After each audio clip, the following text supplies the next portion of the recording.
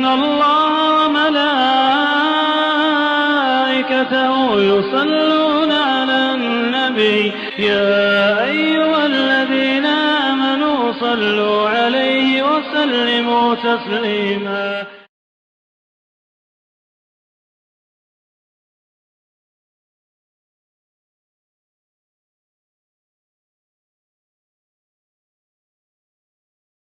رب اشرح لي صدري ويسر لي أمري واحلل عقدة من لساني يفقهوا قولي. الحمد لله رب العالمين والصلاة والسلام على رسوله الأمين أما بعد. السلام علیکم ورحمۃ اللہ وبرکاتہ. میں محمد عامر رمضان مہینے کے اس خاص ایپیسوڈ کے ساتھ حاضر ہو چکا ہوں. آج انشاءاللہ تعالی ہم ایک ایسی حدیث کے بارے میں پڑھیں گے جس میں ہم لوگوں کو گناہ، ظلم اور اسی طریقے سے حقوق العباد میں جو ہم لوگ کوتاہی کرتے ہیں اس کوتاہی کے نتیجے کے بارے میں آگاہ کیا گیا ہے. ہم لوگوں کو اس میں یہ بتایا گیا ہے کہ اگر ہم حقوق العباد میں کمی کوتاہی کرتے ہیں یا اس کا النگھن کرتے ہیں اور اس کے بعد اگر اللہ رب العزت کے سامنے حاضر ہوتے ہیں تو ہمارا نتیجہ کیا ہوگا. اسی بات کی وضاحت کرتے ہوئے اللہ کے رسول علیہ الصلاۃ والسلام نے یہ حدیث بیان کیا ہے.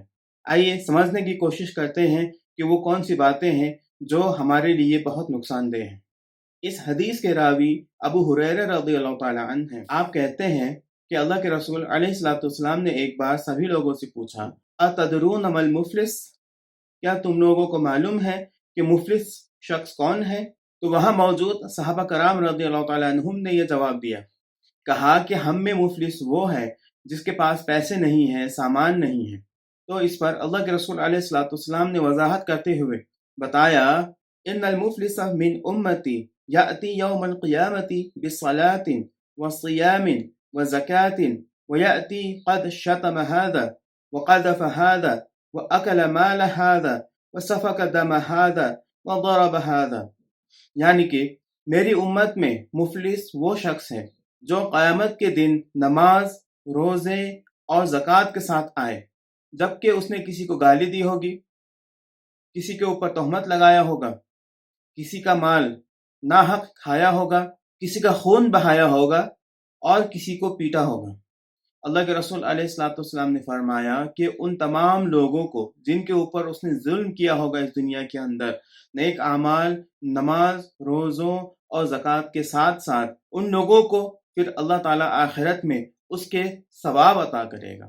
جتنا اس نے ظلم کیا ہوگا اسی کے بقدر اس کے ثواب میں سے کم کیا جائے گا اور لوگوں میں بانٹ دیا جائے گا. جو اس کی طرف سے لوگوں کو دینا ہے وہ مکمل طور پر ادا ہونے سے پہلے ہی اگر اس کے نیک اعمال ختم ہو جائیں گے تو ان تمام لوگوں کے گناہوں کو اسے دے دیا جائے گا.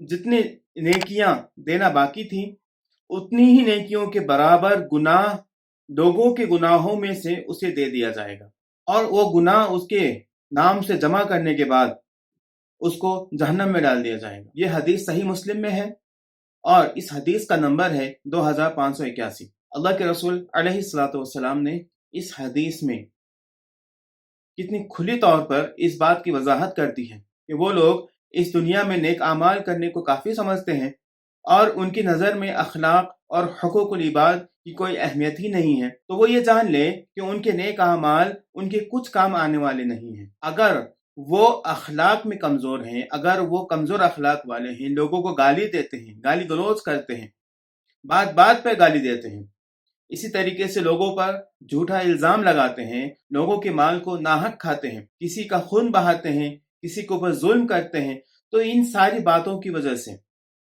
اس کے جو نیک اعمال ہیں وہ تمام نیک اعمال ختم ہو جائیں گے. یہ آنکھیں کھولنے والی حدیث ہے. ہم میں وہ لوگ جو گالی گلوچ کرنے کو، الزام لگانے کو اور حقوق العباد میں پامالی کرنے کو، اس کی النگھن کرنے کو آسان سمجھتے ہیں اور بالکل بچوں کا کھیل سمجھتے ہیں اور بات بات میں ایسے کاموں کو کرتے ہیں، انہیں یاد ہونا چاہیے اور انہیں اپنے دل و دماغ میں یہ بات بسا لینا چاہیے کہ اللہ رب العزت کبھی بھی ایسی باتوں کو معاف نہیں کرتا. اللہ جو اس کے بندوں کے حق میں غلطیاں ہوئی ہیں، جو اس کے بندوں کے حق میں ظلم ہوا ہے وہ ظلم کبھی معاف نہیں کرے گا، بلکہ اس کا حساب کتاب لیا جائے گا، اس کے بارے میں پوچھا جائے گا۔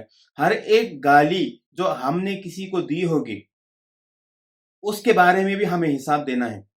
ہم نے کسی کے اوپر جھوٹا الزام لگایا ہے تو اس کے بارے میں بھی، اگر ایک ہی بار لگایا ہو تو اس کے بارے میں بھی ہمیں حساب دینا ہے۔ اگر ہم نے ایک ہی بار کسی کا ناحق مال کھایا ہو تو بھی ہمیں اس کا حساب دینا ہے۔ اگر ایک ہی بار ہم نے کسی کو ناحق پیٹا ہو تو بھی ہمیں اس کا حساب دینا ہے۔ اگر ہماری وجہ سے کسی کا دل دکھا ہو، کسی کو تکلیف ہوئی ہو اور کسی کے اوپر ظلم ہوا ہو تو اللہ تعالیٰ اس بات کو بالکل بھی برداشت نہیں کرتا، وہ اس کا حساب لے کے رہتا ہے۔ اسی لیے اللہ رب العزت سے دعا ہے کہ اللہ تعالیٰ ہمیں وقت ختم ہونے سے پہلے ہی ہماری آنکھیں کھول دے، اور اللہ تعالیٰ ہمیں اس حدیث پر عمل کرنے کی توفیق عطا فرمائے، اور کسی کا بھی اگر دل ہم سے دکھا ہو، ہم نے کسی کو بھی تکلیف پہنچائی ہو تو اللہ رب العزت ہمیں وقت ختم ہونے سے پہلے ان سے معافی مانگنے اور اپنے اعمال کو سدھارنے کی اللہ توفیق عطا فرمائے۔